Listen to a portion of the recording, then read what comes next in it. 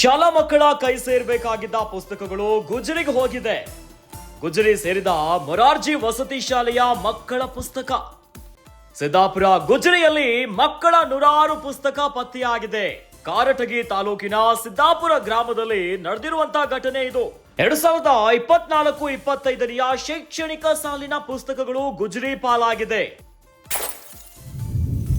ವಿವಿಧ ಭಾಷೆಯ ಪುಸ್ತಕಗಳು ಗುಜರಿಗೆ ಹಾಕಿದ್ ಯಾರು? ಇನ್ನು ಪರೀಕ್ಷೆಗೂ ಮೊದಲೇ ಗುಜರಿಯನ್ನ ಕಂಡಿದೆ ಮಕ್ಕಳ ಪುಸ್ತಕಗಳು. ನೂರಾರು ಪುಸ್ತಕಗಳು ಗುಜರಿ ಸೇರಿದ್ದಾದ್ರೂ ಹೇಗೆ ಅನ್ನೋ ಪ್ರಶ್ನೆ ಈಗ ಕಾಡ್ತಾ ಇದೆ. ಅಪ್ಪಪ್ಪ ಏನ ಆಗ್ತಾ ಇದೆ? ಗುಜರಿ ಪಾಲಾಗು ಬಿಟ್ಟಿದೆ ಮೊರಾರ್ಜಿ ದೇಸಾಯಿ ವಸತಿ ಶಾಲೆಯ ಮಕ್ಕಳ ಪುಸ್ತಕಗಳು. ಸಿದ್ದಾಪುರ ಗುಜರಿಯಲ್ಲಿ ನೂರಾರು ಪುಸ್ತಕಗಳು ಈಗ ಪತ್ತೆಯಾಗ್ತಿದೆ.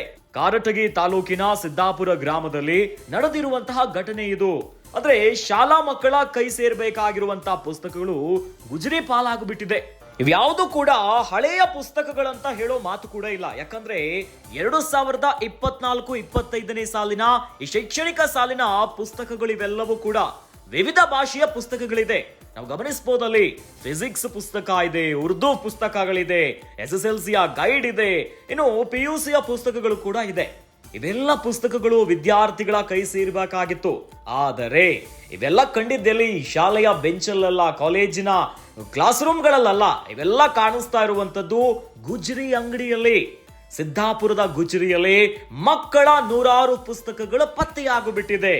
ಈ ಮೂಲಕವಾಗಿ ಈಗ ಪ್ರಶ್ನೆಗಳು ಉದ್ಭವ ಆಗ್ತಿರುವುದು, ಈ ವಿವಿಧ ಭಾಷೆಯ ಪುಸ್ತಕಗಳು ಗುಜರಿಗೆ ಹಾಕಿರೋರು ಯಾರು? ಇಂಥದ್ದೊಂದು ಕೃತ್ಯ ಯಾರಿಂದ ಆಗಿದೆ? ಮೊರಾರ್ಜಿಯ ಮಕ್ಕಳ ಕೈ ಸೇರಬೇಕಾಗಿರುವಂತಹ ಪುಸ್ತಕಗಳಿವು. ಆದ್ರೆ ಈ ರೀತಿಯಾಗಿ ಗುಜರಿ ಅಂಗಡಿಯಲ್ಲಿ ಒಂದಲ್ಲ ಎರಡಲ್ಲ ನೂರಾರು ರಾಶಿಯ ಪುಸ್ತಕಗಳಿದೆ. ಹಾಗಾದ್ರೆ ಯಾರಿಂದ ಇಂಥದ್ದೊಂದು ಕೃತ್ಯ ಆಯ್ತು ಅನ್ನುವಂತಹ ಪ್ರಶ್ನೆ ಈಗ ಉದ್ಭವ ಆಗಿದೆ. ಜೊತೆಯಲ್ಲಿ ಪರೀಕ್ಷೆ ಕೂಡ ಇನ್ನೇನು ಆಗಿಲ್ಲ. ಪರೀಕ್ಷೆ ಇನ್ನೇನು ಆಗಬೇಕು. ಪರೀಕ್ಷೆಗೂ ಮುನ್ನವೇ ಹಳೆ ಪುಸ್ತಕ ಅಲ್ಲ, 2024-25ನೆಯ ಶೈಕ್ಷಣಿಕ ಸಾಲಿನ ಪುಸ್ತಕಗಳು ಈ ರೀತಿಯಾಗಿ ಗುಜರಿಯಲ್ಲಿ ಕಂಡು ಬರ್ತಿದೆ.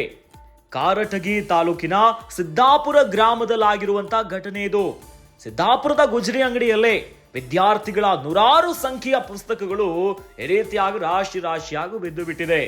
ಫಿಸಿಕ್ಸ್, ಉರ್ದು, SSLC ಗೈಡು ಎಲ್ಲಾ ಹೊಸ ಪುಸ್ತಕಗಳೇ.